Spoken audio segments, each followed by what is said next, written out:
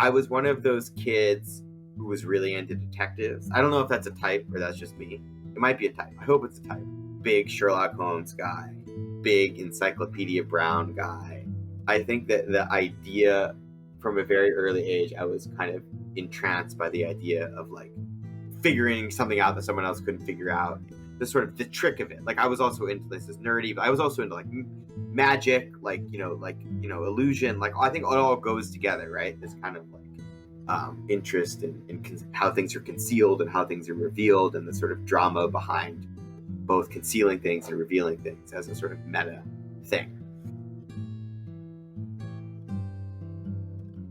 You're listening to Exposing the Invisible, interviews with investigators about their methods, their communities, and what motivates them to keep going.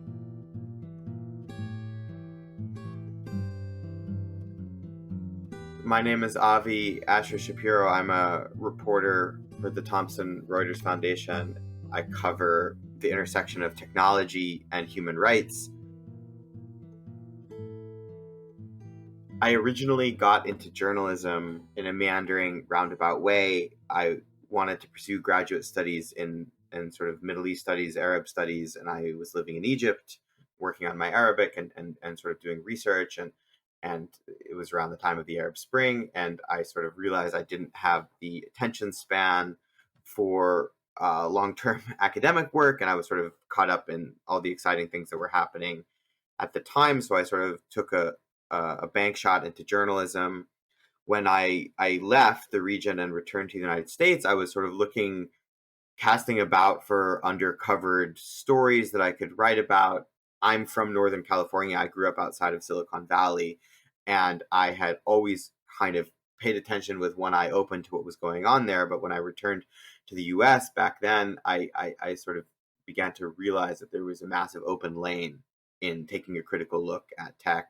Basically, my first entree into it was similar to what I had been looking at in Egypt, was sort of economic questions. So I started looking at sort of labor issues around technology, and that took me to Uber, which was sort of the first big thing I wrote about in tech.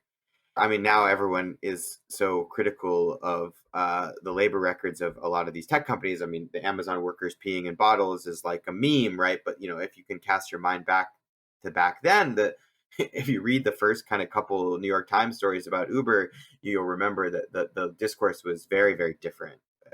I detected a lot of undercover dynamics, so it kind of launched me into that, first starting to report on Uber, and that led me to basically do a lot of reporting on tech companies, not just tech companies, but that's been a strain or a thread that's woven through the last kind of 10 years of my work.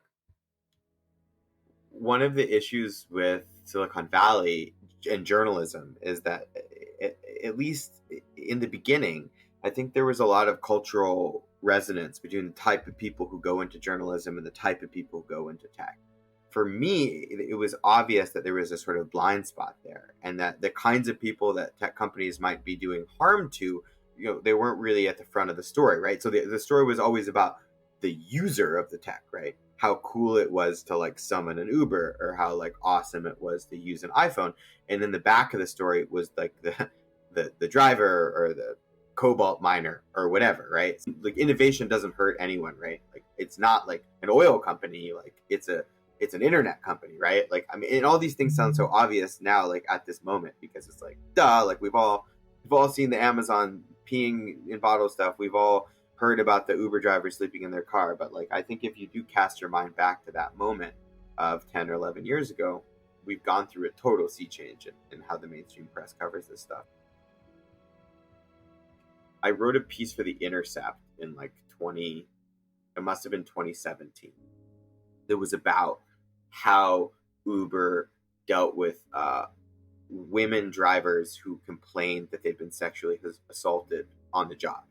And the question the story was trying to ask was like, again, right? So a lot of the stories before that had been about like, what about the passengers? Are they safe? Are the passengers safe? Which is fair, right?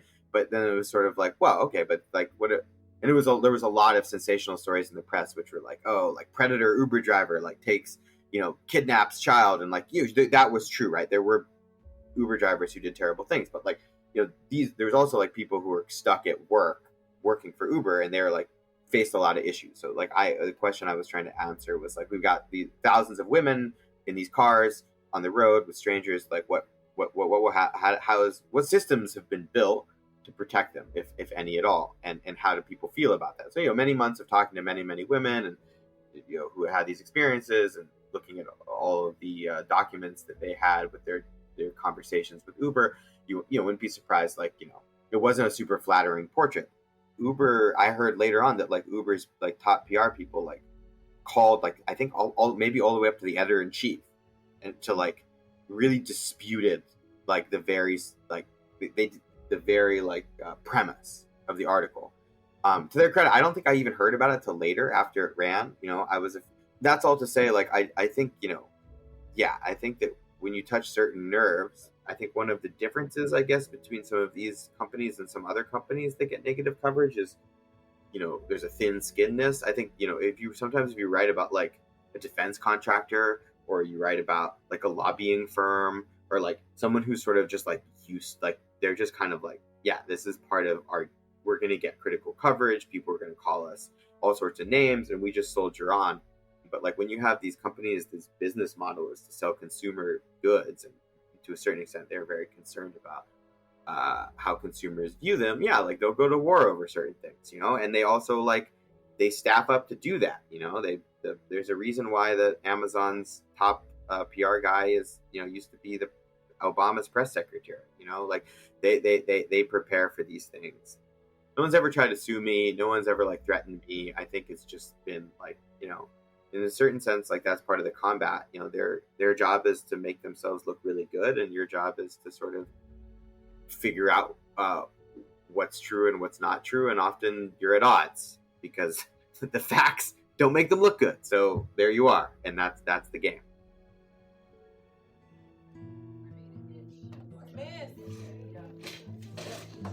Her braids are on point. On her. Absolutely. Right now. That's my little girl. So I went to this like really annoying school where there's like a lot of homework, and like all of the students like did it all. And I was kind of like pissed off about like how much. I was the editor in chief of my high school newspaper. Felt like they were trying to keep us busy, not to learn, but to keep us busy. And also, like, because of how much homework there was like a lot of cheating. One person would do the homework, and then like they would just pass it around, and people would just copy the other person's homework. It was like a racket. And so as editor in chief of the newspaper, I thought, like, if the school knew how much cheating was going on, maybe they would realize that the homework load is totally unreasonable because it's leading to cheating. So I like did like an investigation where I like just walked around the school and was like, do you cheat on your homework? Do you cheat on your homework? And I asked like 50 people, and they were all like, yeah, we cheat on our homework. Obviously, everyone does. And so then I put like a front page story in the school newspaper, which was like, everyone cheats on their homework all the time. And it became a big deal. Like the school board had a meeting, like there was a whole thing, and people got really upset, and like parents got upset. And it was like the lesson from this, though, I would say, is that taking something that everyone knew this thing, but like everyone knew it in like a diffuse way. It wasn't like put in one place that was authoritative. So all I did was do that, and that was like, that freaked people out. And I feel like a lot of journalism is sort of doing that. It's like everyone knows that like it totally can suck to be an Uber driver, but then once like someone writes a definitive article that like puts it all in one place, all of a sudden like the company's on the back foot, right? Even though like nothing is really new in the sense, someone just like went out, collected it, verified it, put it in one place, right? So I do think a lot of journalism is doing that, and I think a lot of investigating is doing that. But yeah, it was fun, I guess. I don't know. I should go find. This was before the internet, so the funny thing about this story is like this thing doesn't exist anymore. It's not like I can Google this story, right? I graduated high school in 2006. Our school newspaper wasn't on the internet, so I could be making this all up, for all you know. Yeah. I think storytelling is the most interesting part of journalism. It's the hardest part of journalism. It's the most creative part of journalism. It's also the part of journalism that's most often flubbed and overlooked, right? I mean, there's like a whole school of journalism now, which is just like fuck storytelling, bullet points, right? Like people, so like Axios will publish an investigation that is just like bullet points, like, and they'll actually be like crazy new stuff they've found, but they're like, like who cares about the story? Let's just bullet point it. And they do, like I can't. Recently, they had some massive thing about like Chinese spies. There was all these like crazy revelations in it, but like they presented it like a PowerPoint. So I think the storytelling part, for me, is very, very important. It's the highest level of the art. It's obviously the way you get most people to care about things. I mean, it's complicated, right? I mean, because like the storytelling is also the part of it that the entertainment value, right? And there's a business side to journalism. So, perhaps some of the reason why storytelling has become an important part of journalism is because of selling a magazine story, sensationalizing it, making it engaging to read. When I guess I would say, when I'm like looking into something, I am thinking the entire time about what is the narrative here, what is the story here, how will this detail that I'm in the middle of uncovering, how will I unfurl that when I tell that story? And if I'm doing it for a wire story, I'm probably just thinking about it as when I tell my friends like about what I did. I still think in terms of like reveals, tension, and contradiction, and all the tools of storytelling. Like I published a piece last week, which was looking at this kind of quiet rollout in American prisons and jails of natural language processing surveillance of inmate communications, which basically a colleague and I have like kind of uncovered that there's all these pilot programs sort of percolating all around the U.S. to run all the phone calls that people have who are incarcerated with their loved ones outside or whomever outside through an NLP processing program and flag it for all sorts of slang words that could be, if they're in a gang, and basically analyze all of their communications using a sort of black box AI system that could get people into trouble. And no one had really written that much about it. Or the thing we had uncovered is that Congress had sort of quietly pushed the green button to expand this program. As a storyteller, like, that's not very interesting unless I can find a person who that happened to. Like, it's kind of interesting, but like if you go to a party and tell that story and you're like, this thing is happening, like that's only part of the story that you're telling at the party. Like someone's like, okay, the technology is not a character. It can never be a character, right? Like you need a human. So that's all to say, like, I'm on a mad dash to find someone who's been impacted by this technology, which is hard and I'll probably fail. But like, the I think that maybe some kind of investigators would sort of see their job being done at finding this tech, right? And for me, like, I really need to find a person whose life has intersected with it.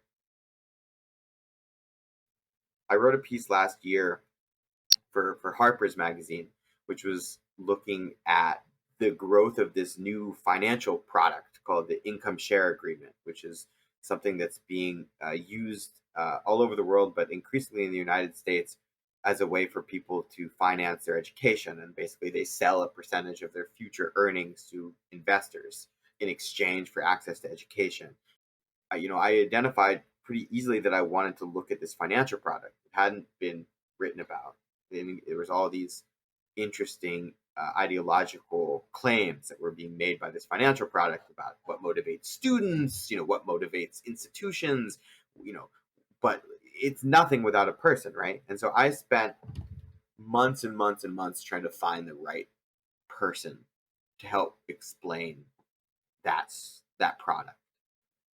I wish that I had a really concise way of saying how it worked. I talked to dozens and dozens of people, and I found someone who was the combination of incredibly open, who had a fascinating life story, was honest. He had been screwed over by this financial product, and he had documents to prove it. But he also wasn't chomping at the bit to go after this company. Like, I found him, he didn't find me. And I found him, and he was kind of like that exact level of like I could talk about this, but I don't know. And then like it kind of developed in that way where it was a natural level of interest. He wasn't like too motivated to be the character. Yeah, it just all sort of clicked, and I don't know. It's a special alchemy to it. I think I've done a lot of that with like when I've written about tech, like gig economy stuff. You have to spend a lot of time finding the right people to talk about that as well. A lot of it honestly boils down to people who have documentation. I guess I would say like, you know, no matter how good your character is, like you need to be sure they're not lying to you. And if you actually think about like proving to someone that something happened to you, like it can be kind of hard, right? Like, oh, this thing happened to me. I swear. Okay, did you text someone about it at the time? Are there emails? If you actually peel back the layers of proving that a thing happened to you, it can become quite difficult, right? So a lot of it, I guess, boils down to someone, someone has to be able to prove it. Yeah, I mean, it's a mess. It's really hard. It's the hardest thing. It's obviously the hardest part of this job is it's easy enough to like, yeah, find some contract on the internet, find someone who got caught up in that system. Yeah, I mean, that's what I spend most of my time trying to figure out. Yeah.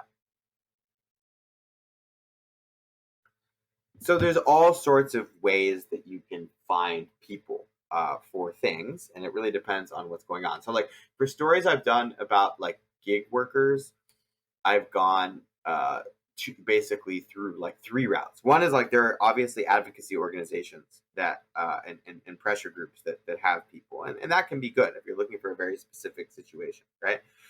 But if you're looking for people who have a new situation, it's not, or like if you're trying to uncover something new, like that might not be the best place to look. I mean, I'll give you a very concrete example. What some time ago, Amazon announced that they were going to put these cameras in all their delivery vans.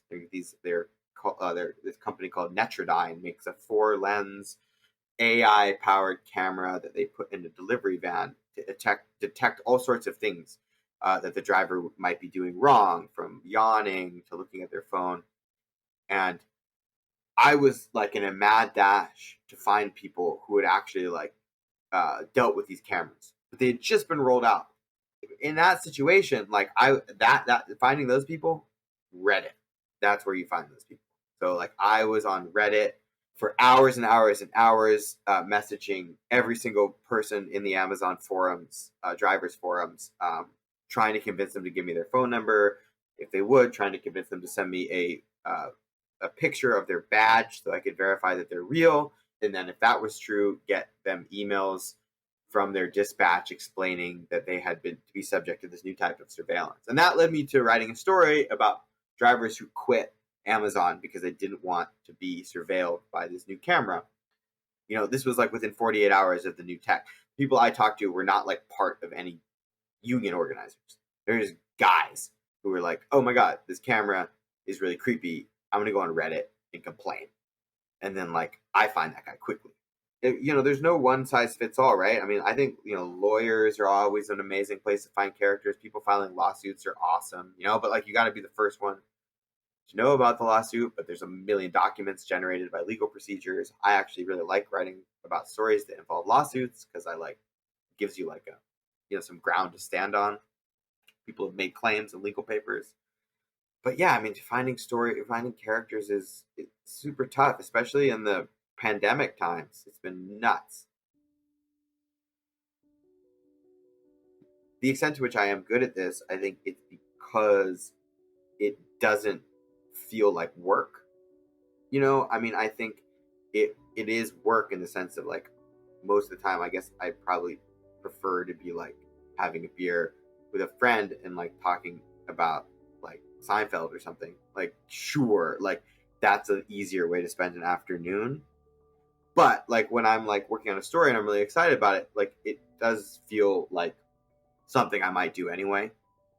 I genuinely want to know.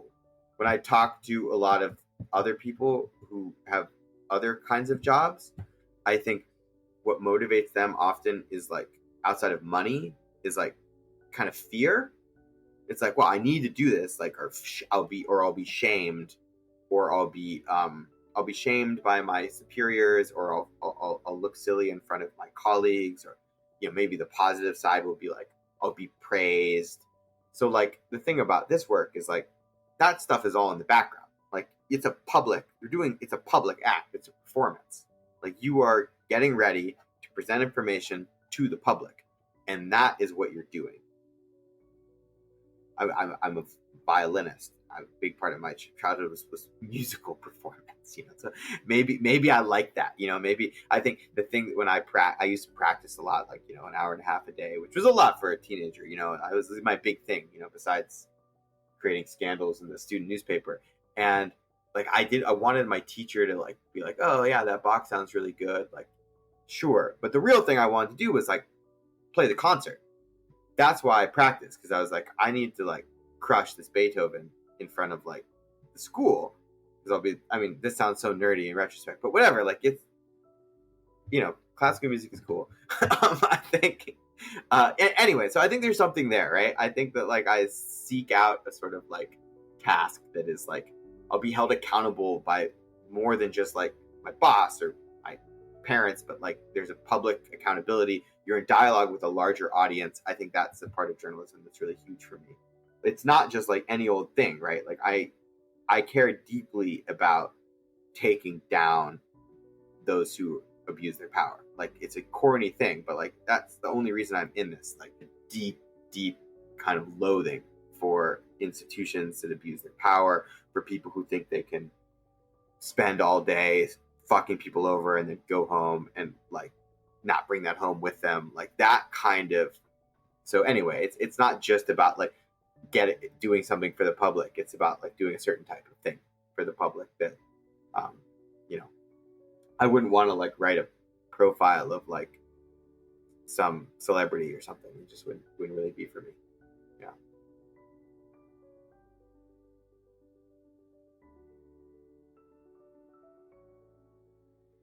I've been accused from time to time of like over reporting. I've been told sometimes by editors, like, you have it, it's done. And I'll be like, but maybe I don't. Like, maybe we need to make a couple more phone calls, or maybe we need to read a couple more documents. But I don't know. It really catches you like a fever, right? It's very hard to describe. I would not describe myself as one of these workaholic types. Like, I like to chill. I like my free time. I'm also one of these people who like, yeah, like once I've gotten like pulled in by something, I will keep going. So my work investigative style is definitely like fits in like of a lot of work, staying up late, working on things, not being able to put stuff down, and then long periods of like whatever. Like I hope I have another idea sometime. So I think the people who are the best investigators are people who are really methodical and are constantly sort of like checking every brick. One of the best pieces of investigative journalism ever is like this piece. I think it won the Pulitzer Prize in like 2015 or 2016. It was a piece in the New York Times about Walmart in Mexico. And it's by David Barstow and Alexander Shanik. They basically discovered that Walmart had been systematically bribing its way into all of its facilities in Mexico. Basically, like Walmart, like, and it was known at the highest levels of like Walmart. And it had a business strategy in Mexico that was just like nuts. Like they were just paying off politicians, like they're just like the whole way they're operating the country was just like illegal 10,000 ways. And like the way that they proved it was just like they went to like every single municipality over the course of 2 years and like slowly like reconstructed what happened. And I got to see the binders they used. They had dozens of binders that were just full of maps of all the Walmarts in Mexico that they like pulled week after week after week. And if you meet these two people, they're like chillest people in the world. They have no like frantic Jewish energy like me. They're just like really zen. This won the Pulitzer Prize. I think that's the people who really crush it. I don't think it's like the frenetic, like rabbit hole people. I think it's the people who like see a thing and they like see 2 years down the line, I'm going to crack this case if I do these 17,000 steps, and then they go do those steps and they make their chance of success really high because they've thought about it really carefully. And then they rinse and repeat that for their whole careers. Those are the champs. I'll never be that person, but I see the champs, and I respect it for sure. Yeah. Every time I work in a team, and I wonder, like, how do I ever not work in a team? Like, because I'll notice, hey, wait, didn't they say this? And we wrote this, and they'll be like, oh shit, thank you for noticing that. And then they'll say, like, wait, but you wrote this, and like the self, like the ability to self police when you have two or more people is just huge. So it's kind of terrifying to imagine flying alone. But more broadly than that, I think I do see myself as part of a kind of very high, uber loose collection of kind of journalists of my generation who are trying to take on kind of powerful interests in the US, but it's super loose. I'm not like I just have like people I'm like simpatico with, I guess. Like I like their stories, people write me notes, they like my stories. I'm not part of any sort of like community of sharing information. Journalism's a competitive sport, right? Like that's the thing, right? So it's like it's a collaborative sport, it's a competitive sport, it's a team sport, it's an individual sport. It's not really a sport, I guess. I keep saying the word sport, but it's not really a sport. But you know what I mean. Like there's some competitive dimensions built into it, and that do make collaboration, or at least being part of a community where you're sharing your ideas. Like you got to be a bit guarded. I feel like a lot of times I talk to reporters that I like know and like know me. I'm not one of these people, but like there are a lot of people who are like, yeah, I'm working on this and I can't tell you about it. I'm like, really? Like, what do you think I'm gonna do here? Like, burn it all down, steal your idea, never talk to you again? But that is in the water. Like, that is kind of part of the culture of a lot of journalists. The few times in my life that I've surreptitiously recorded something, I felt so cool.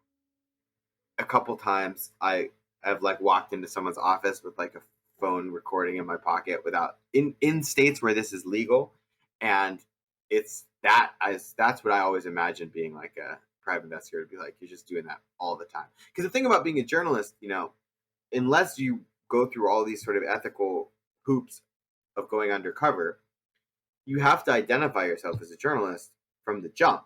You really can't lie to people.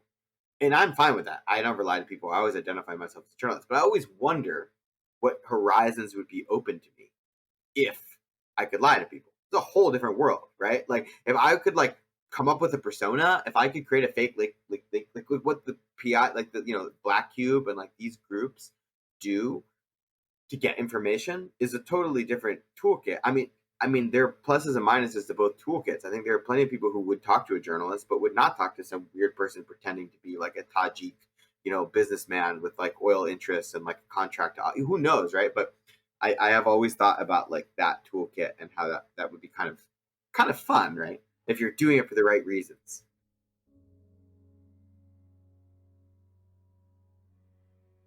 I think there's like two things that are true at once, which is there's a tremendous amount of information that is pretty publicly available that hasn't been snatched off the tree and like baked in the cake and presented as a story.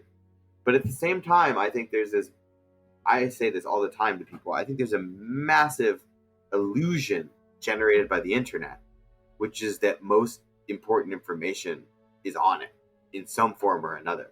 And I think that illusion is really dangerous, especially for like younger generation of journalists. I got my first smartphone after university. I'm a millennial. I got on Twitter for the first time in like 2013. Like I'm not like a person who's like super internet-y in terms of the journalist spectrum. There's an incredible amount of information that can be gleaned from talking to people, the stuff that's not on the internet, but some people just tell you. We were talking to a source recently for this story looking at the use of AI in prisons and jails, and he just mentioned very casually like a place in the country where something very interesting was going on. This was not a secret. There's no record of this fact on the internet. It doesn't exist on the entire internet, but it is a thing that is known by a guy. It's not a secret. It's just no one had asked him before. And he was like, oh yeah, oh, right? And I looked, I was like, how could I have missed this important fact in a thing that I'm currently investigating? But there's a lot of things that are in that category. Those facts are like, a lot of the juice is there.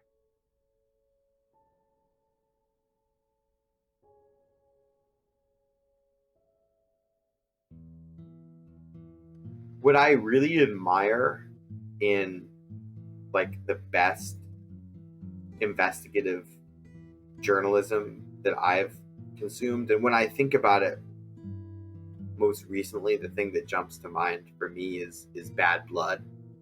The John Carreyrou, the Wall Street Journal reporter's book on Theranos, is, the people who have the guts to swim against the stream. The story of that story, basically, Theranos had gotten the New Yorker treatment, right? So literally the company had been praised in the New Yorker, which is an organization that's famous for its fact checking, right? So from the outside, it's like this company it's not only been vetted by the investors, it's not only been on the front of Fortune magazine, which who cares, right? That's just who you know.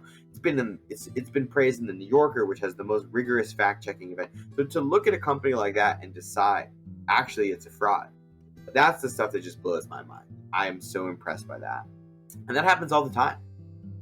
And that's what I think is so important about investigative journalism, is this countervailing force in the world where, like, as an institution, like think about it really as an institution, not just like a set of people, but as like a wind, like a certain force in the world. And you have all these other forces in the world, incentive structures, and a lot of them are, money, capital, popularity, democracy. They all have their own incentive structures to promote or to undermine certain institutions. And at its best, like, journalism shows up as this like separate set of forces. Like, well, let's stress test this, guys, against our own practices, which are not better or worse than others, but they just have their own ways.